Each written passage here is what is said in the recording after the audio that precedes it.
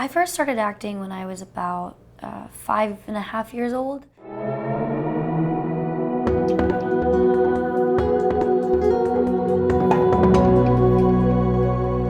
My brother Trevor was at the Professional Performing Arts High School in New York, and I would just listen to him run his monologues in the apartment, and auditorily I started memorizing them, because at that point in time I couldn't memorize lines or read really, because I was a child. And once I started memorizing these massive, 3 or 4 page monologues, I would just reiterate them to anyone that would listen to me. And before that, in any other walk of life, I was a really shy kid. So the only time I would ever speak out or perform was through these monologues. And my brother immediately thought it was very interesting and fun, and so he would play with it and then start teaching me other monologues, and we would act. And what I knew at that point in time was just playtime. I never really saw it as acting or a job in any way. And then we moved to LA with my family, and I ended up auditioning for a few projects because I begged my mom, and my brother helped convince her to allow me to do it when she was a little wary. And I booked my first role on The Guardian with Simon Baker. And since then, it just was, 2 or 3 movies or so a year.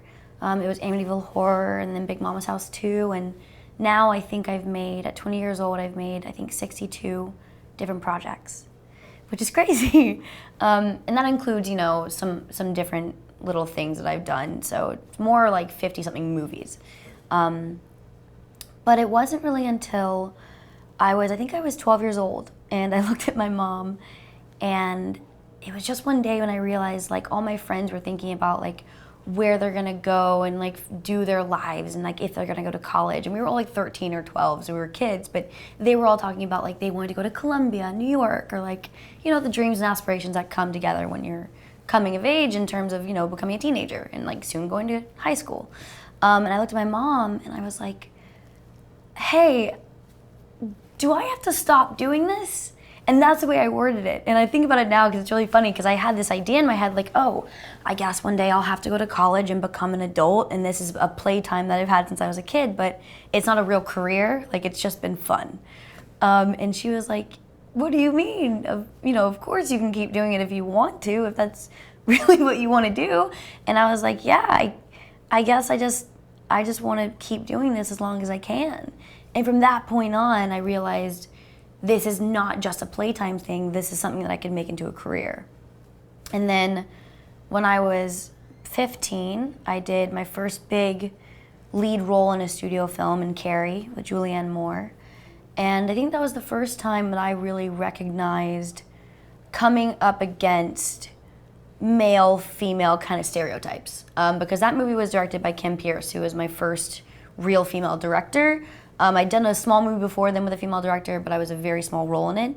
I remember when they told me, and I hadn't seen Boys Don't Cry yet, and so I immediately went and watched that, and I started reading up on the history of Kim Pierce and what she is and what she stands for, which is a lot of things. She's an incredibly strong person in the LGBT community, and she's stood up for LGBT rights for a very long time.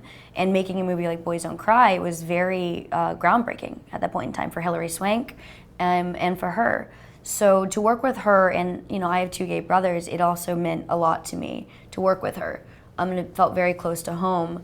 But to see the reaction in a lot of ways from the male figureheads in the movie, those who were making it, and producers and such, it was very interesting. And I started to realize that there was a huge dichotomy. There was a huge juxtaposition going on, and it was the first time where I was like, wait, why are they not treating this director, which is the same type of director as any male director I've had before, why are they treating her any different? And why are the conversations we are having any different, especially with a movie that deals with so much specifically feminine issues? You know what I mean? It's, the biggest part of the movie is when she gets her period for the first time in the shower, and she doesn't know it's her period because she had never been taught that from her mother.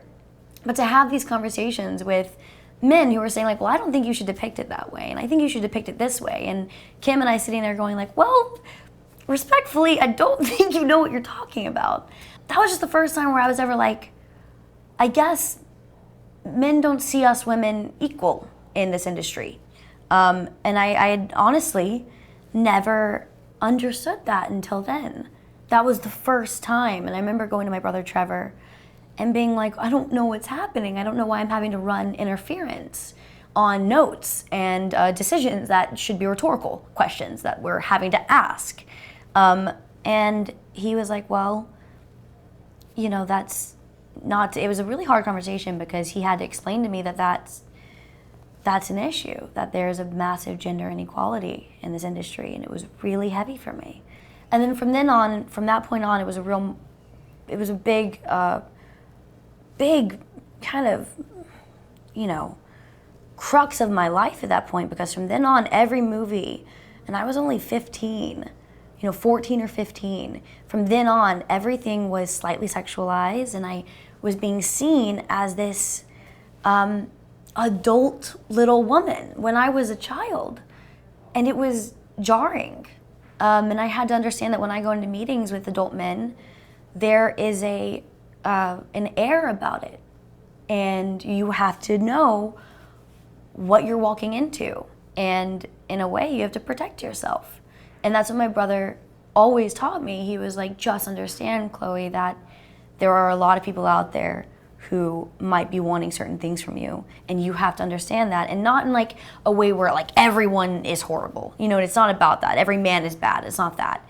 It's just that there are a lot of people who want certain things, and you have to be aware of that. And if you are unaware of that, if it happens or when it might happen, and you might be, you know, offered something in some way, you have to be aware that it is inappropriate and it is wrong, and you have every right and every choice to say no, and you have the power in that position.